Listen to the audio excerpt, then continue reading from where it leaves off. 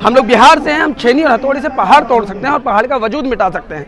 हम रोटी के जाल में अपने आप को गुलाम नहीं कर सकते। मेरे पूजनीय अंबेडकर जी, मेरे भगवान जैसे, उन्होंने हमें क्या कहा कि शिक्षा ही समानता है।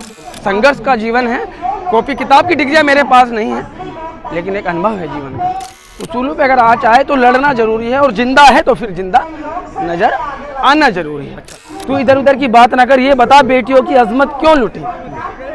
हमें रहजनों से गिला नहीं, तेरी रहबरी का सवाल है। हम नरेंद्र मोदी के व्यक्तिगत विरोधी नहीं, हम उनकी खामोशी के विरोधी हैं। हम उनकी गलत नीतियों के विरोधी, हम प्रेम करते हैं उनसे। जंतर मंतर पर हैं दिल्ली में, पीछे आंदोलन हो रहा है।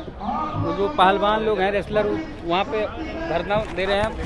इधर देखिए भोजन पानी हो रहा है। जो लोग यहाँ आते हैं उनके लिए खाने पीने की व्यवस्था है।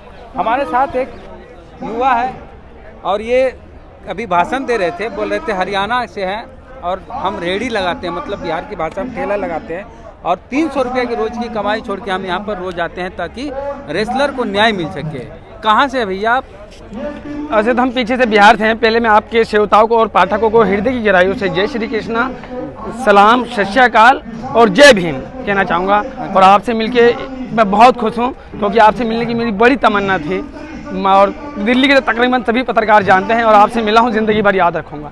हम लोग बिहार से हैं और हरियाणा में ना रेडी लगाते हैं। हरियाणा के बहादुरगढ़ में रेडी लगाते हैं। प्रतिदिन 300 रुपया कमाते हैं, रोटी सब्जी वगैरह बेचते हैं, और अपना काम धंधा छोड़ के ना जंतर इमरान हुआ, मोहम्मद इरफान हुआ, और रेडी पट्टी छोड़ के ना यहाँ आते हैं। जब बात सुनिए, जब प्रधानमंत्री हरियाणा की सरजमीन से सोनीपत से 8 साल पहले जब नारा देते हैं कि बेटी बचाओ और बेटी पढ़ाओ, उसके बाद जो बेटियों पे जो जुल्म हुआ है हमने अपनी आंखों से देखा है। देखो, जेएनयू छात्र संघ के अध्यक्ष थे आयशी घोष को कैंपस में घुस के हाथ तोड़ दिया, सर फोड़ दिया। उसके बाद देखिए दिशा रवि किसान आंदोलन में उन्हें टूल किट कह के उनके ऊपर आरोप लगा के उन्हें जेल में डाल दिया। फिर भी जब कोर्ट में पेश हुई तो उन्होंने कहा, मान्यवर, अगर मेरे को किसानों का समर्थन करना मेरे लिए अपराध है तो मुझे जेल में रहने दीजिए। हमने देखा है, बतौर नौजवान बता रहे हैं।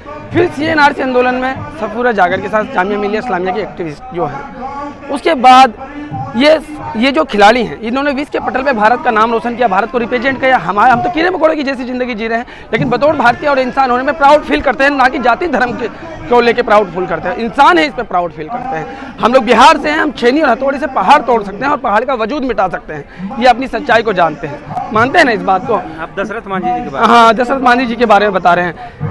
तो जब ये विश्व के पटल पर नाम रोशन करने वाली बेटियां अगर किसी बाहुबली, ताकतवर, पूंजीवादी, विस्तारवादी लोगों के बारे में जब इसने आवाज़ उठाई, तो 3 महीने पहले मैं नहीं आया यहाँ पे कि चलो बहुत सेंसिटिव और गंभीर मामला है, सरकार निमट लेके आगे नहीं बढ़ेगा ये मामला। और सरकार ने तकरीबन वो किया भी, एक कमेटी बनाई, और कमेटी हमेशा मामलों को धकेलने के लिए होती है। और जब कमेटी के बाद जब परिणाम नहीं आया तो फिर ये उतरे और उन्होंने कहा, हम सभी मजदूर, किसान और सभी विचारधाराओं से ये कहते हैं कि आप हमारे मंच पे आइए, हमें समर्थन कीजिए। तो मेरे जैसे लोग भी आए, मैं नहीं, मेरे जैसे लोग भी यहाँ आने लगे।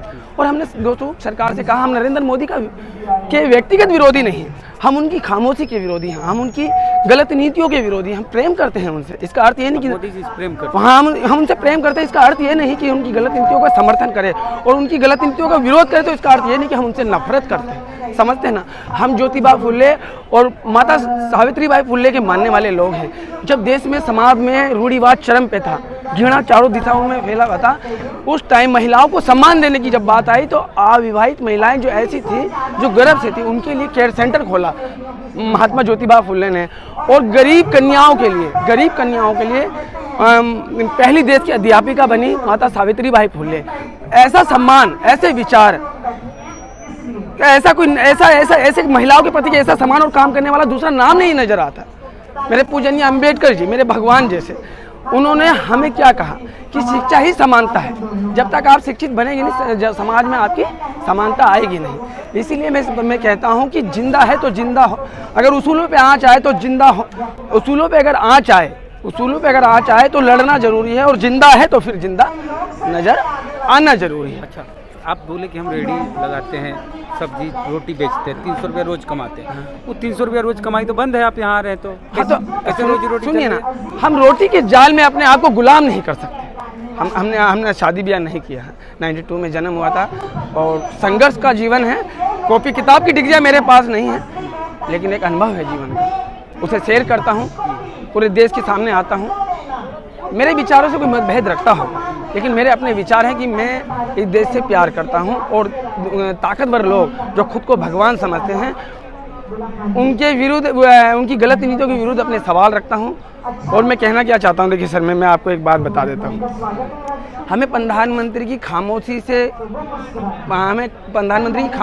इस वक्त हमें ठीक नहीं लग रही। सुनिए सर, प्रधानमंत्री अभी चुनावी दौरे पे हैं और इधर उधर की बहुत बात कर रहे हैं, लेकिन बेटियां यहाँ जंतर मंतर पे बैठी हैं, प्रधानमंत्री खामोश है। इसीलिए मैं कहता हूँ तू इधर उधर की बात ना कर, तू इधर उधर की बात ना कर, ये बता बेटियों की अजमत क्यों लुटी। हमें रह जनों से गिला नहीं, तेरी रहबरी का सवाल है। समझ रहे हैं, हम यहाँ पे आने का हमारा एक मकसद है कि अगर हमें ज़मीन से आसमान तक भी लड़ना पड़ेगा ना। अरे ये लोग समृद्ध और सक्षम लोग हैं। आप सोचिए, अगर ये अपने न्याय के लिए अगर सड़कों पे बैठेगी तो इस देश की 90% आबादी, जिसका मैं एक हिस्सा हूँ, तो फिर उसको न्याय कौन देगा। इस पूंजीवाद और विस्तारवाद के खिलाफ शहीद भगत सिंह थे। एक ऐसा समाज का ऐसे समाज और ऐसे भारत का ख्वाब देखते थे जहाँ सभी को बराबर के संसाधन हो, बराबर की जिंदगी। कि आपकी रोजी रोटी कैसे चल रही है? रोजी रोटी तो बंद है, चल कहाँ रही, हम खुद ही बंद करके यहाँ आ गए। यहाँ जो खाने को मिलता है इस तरह से? अरे साहब, ये मेरी बात सुनिए, मैं आपने खाने के लिए बताया ना, बहुत अच्छा सवाल किया। बहुत से लोगों के मन में ये सवाल है कि हम लोगों को ना, ये देखिए, सॉरी, इधर उधर जेम भी बहुत हो गया आजकल। ये 50 रुपया का पास है, गौर से देखिएगा, और ये 50 रुपया हमारे पास है, 1 रुपया हमारे पास नहीं है। 300 का मजदूर छोड़ के 100 रुपया अपने पास से लेके आए। ये लंगर यहाँ 2 दिन से चल रहा है, हम 23 तारीख से आ रहे हैं। अगर लंगर नहीं चलता था ना तो हम 20 रुपये का चाय पीते थे, घर से नाश्ता करके आते थे, रात को घर जाके खाना खाते। सुनिए बात से, हम लंगर खाने थोड़ी ना आए हैं, हम लंगर खाने नहीं आए। अगर लंगर चल रहा है तो ठीक है ना। ऐसे बहुत से लोग हैं जो लोग के पास मेरे जैसे 50 या 20-30 रुपये होते हैं और इस आंदोलन को अपना समर्थन देने आते हैं, तो अच्छा इंतज़ाम किया है, और जिन्होंने भी किया हम उनके आभारी हैं।